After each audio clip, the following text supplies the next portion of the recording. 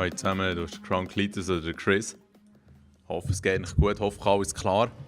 Ich muss da noch schnell ein bisschen meine Akustik optimieren, dass es vielleicht auch ein bisschen besser tönt.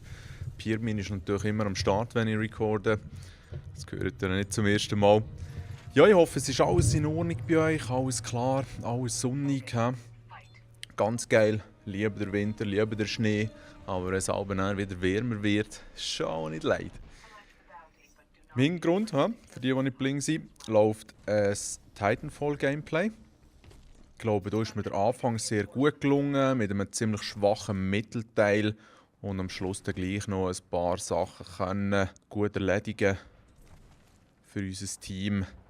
Noch ein paar Errungenschaften erreichen. So ein bisschen in diesem Stil. Ja. Das Thema ist aber eigentlich ganz anderes und ich habe mir es überlegt, ihr habt es ja sicher schon am Titel des Videos gesehen, das Gameplay auch zu hinterlegen vom Resident Evil 7. Aber eigentlich möchte ich gar nicht spoilern und mir ist schon klar, die es ein bisschen interessiert, haben sich sicher schon gekauft. Andere sind vermutlich schon von anderen Medienquellen ein bisschen informiert worden. Und wenn ich jetzt etwas zeigen würde, dann wäre das vermutlich nicht ganz so frisch für die meisten. Nichtsdestotrotz, die es noch gar nicht können, ich kann euch im Fall wärmstens ans Herz legen. Es ist in dem Sinn nicht ein reguläres Resident Evil, wie man es früher gespielt hat aus der dritten Perspektive, sondern eben neu aus der Ego-Perspektive. Und ich weiss, man könnte jetzt ein bisschen die Nase rümpfen, so à la, ja, schon wieder ein Game, wo man aus der Ego-Perspektive spielt. Aber ich finde, hier trägt es wirklich maßgeblich noch einmal zur Atmosphäre bei. Ist wirklich sehr, sehr nice.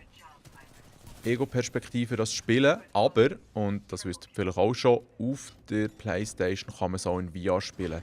Und Halleluja! Abgefahren, die Qualität, die die erreicht haben. Gerüchten zufolge ist das VR erst nachträglich oder nicht von Anfang an eingebaut worden. Darum gibt es zum Teil auch immer wieder so schwarze Ausblendungen, wo man einfach kurz nicht sieht.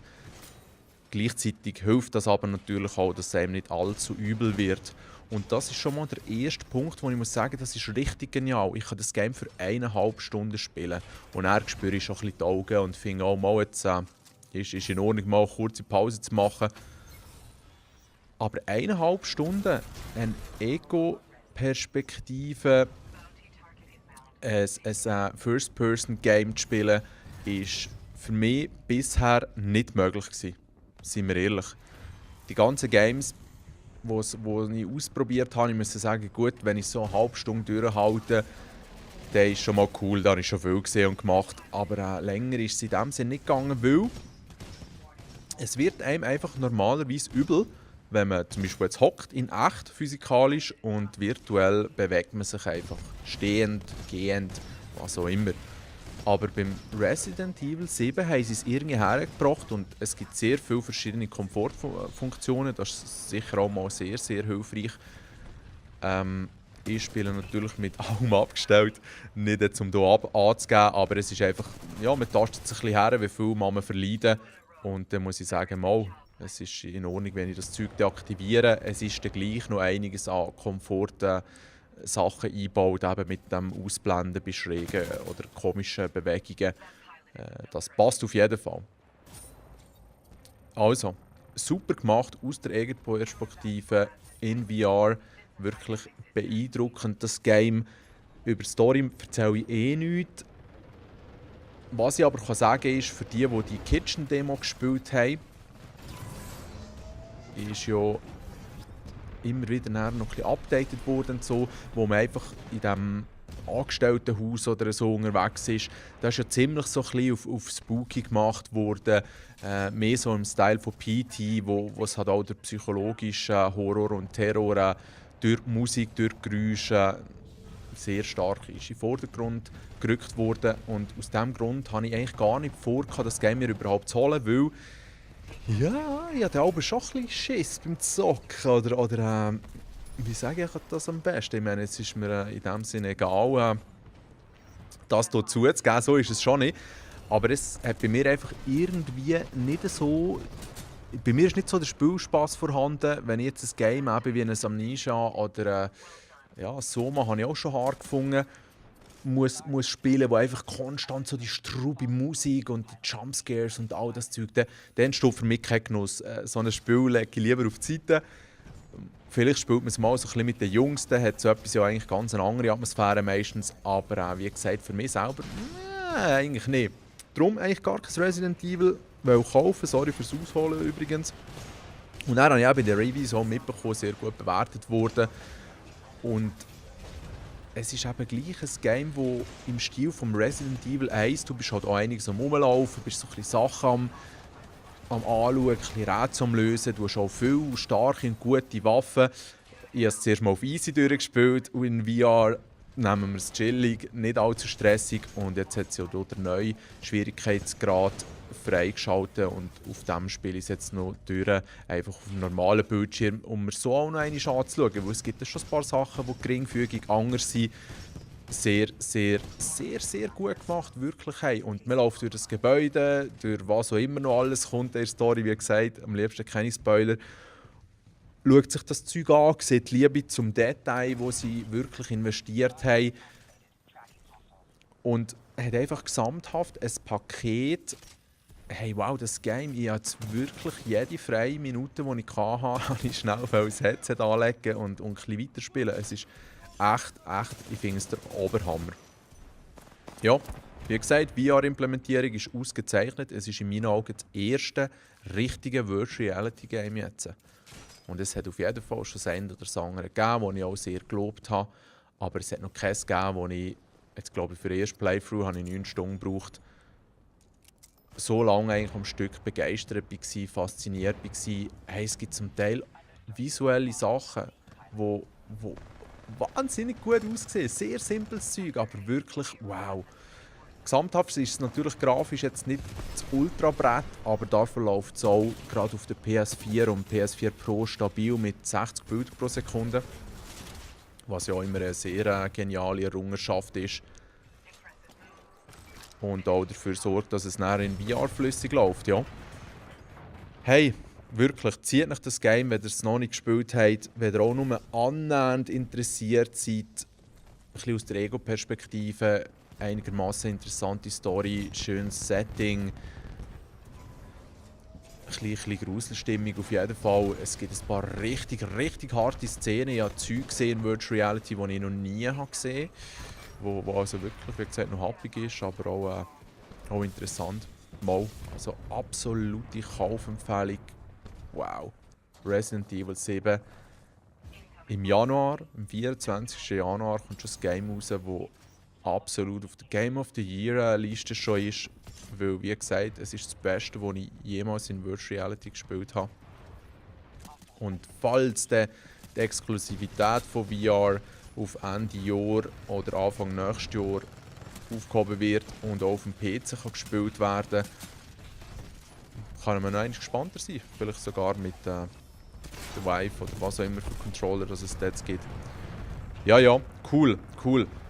Resident Evil 7, ich habe den Namen schon ein paar Mal erwähnt, ist eigentlich in dem Sinn der Retter von VR wirklich. Hey, es ist so straub, Jungs. Ich hatte echt ein bisschen Anschiss, weil, wie im Video erwähnt, über letztes Jahr cool sind die Sachen zu rausgekommen. Schade ist es einfach, hey, scheinbar unmöglich, gute Games rauszubringen auf diesen Headsets, wo man alles zeitlich spielen kann. Und jetzt kommt Resident Evil 7. Genial. Wirklich super. Für die ein bisschen Geld müssen sparen auf dem PC, kann man es bei CD Keys für echt 37 Franken haben. Hat ausgezeichnet, funktioniert. Ich habe einiges nachgelesen über die Seite und es ist, glaube ich, schon in Ordnung. Auf jeden Fall nicht eine von diesen Leiden-Key-Seiten. Aber zum Teil muss man sich dann schon ein bisschen fragen, wie sie auf die tiefen Preise kommen.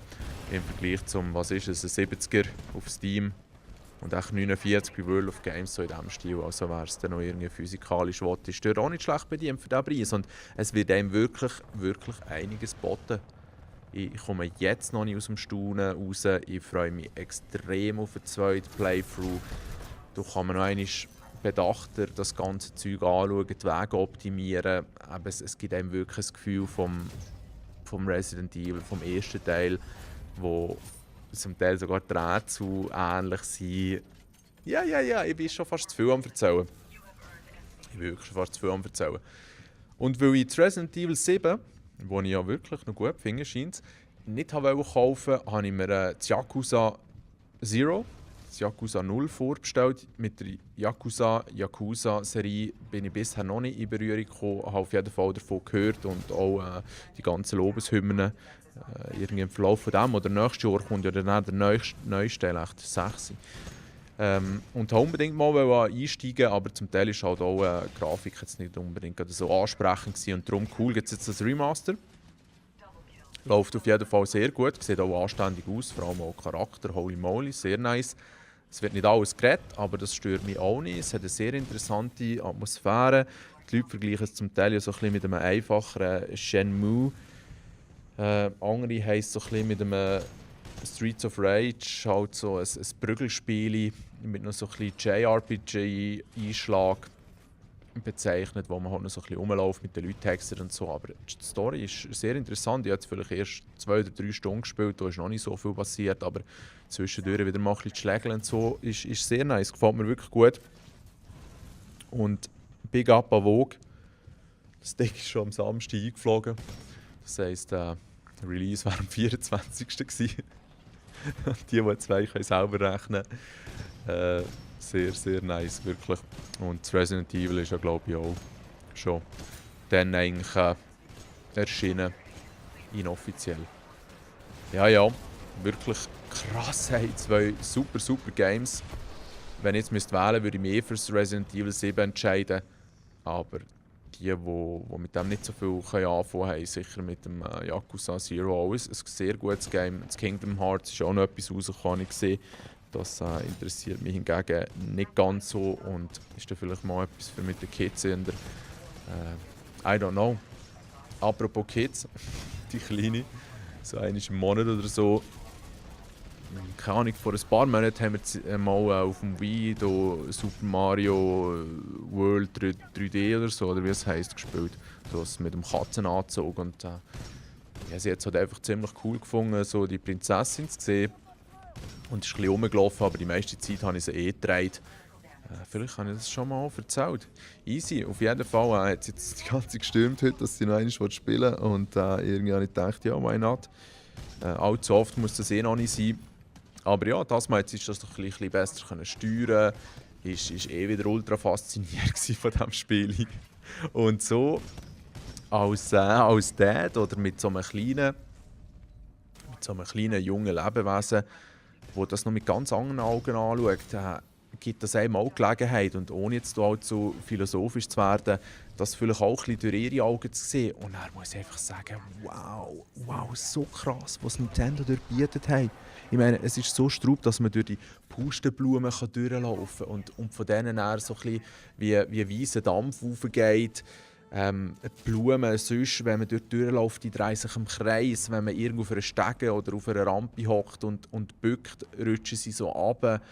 Im Katzenkostüm, wenn man sich bückt, die sind wirklich wie echte Katzen, die so auf der Pirsch liegen. Die sind aber so ein bisschen mit dem Äschli hin und her, um die richtige Position zu finden. All das ist eingebaut. Wenn man auf einen Baum klettert, machen sie da oben eine Hangstange und so. Und ja, ich meine, ich habe die Spiele bisher angeschaut. Ja, wieder ein neues Mario, ein neues Jump Run, whatever.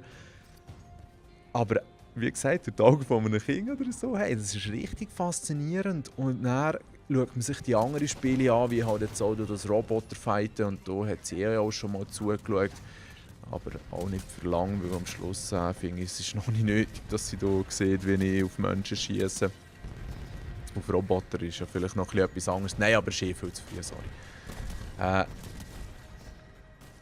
Das Mario, wirklich ganz krass, ganz ein krasses Spiel, ist ultra wicked, was dort reinfließt. Und wie gesagt, all die Playstation und Xbox Games, dort gibt es sicher auch kinderfreundliche Sachen, aber ja, zum Glück gibt es Nintendo, hey. zum Glück gibt es Nintendo. Auch wenn sie richtig schräge Vögel sind und zum Teil völlig an Realität vorbei.